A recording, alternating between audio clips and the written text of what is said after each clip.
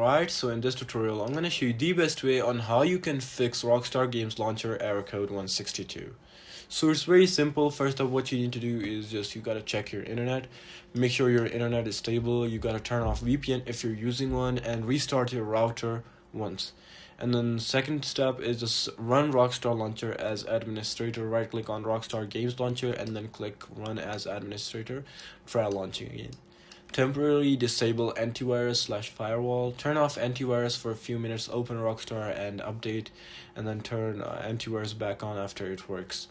And then you gotta check Windows date and time. Just make sure you right click time, adjust date and time, and turn on set time automatically, and turn on set time automatically time zone, and then reinstall Rockstar Games. This is the last fix. Just uninstall Rockstar Games and then restart PC, and then download latest launcher from Rockstar's website.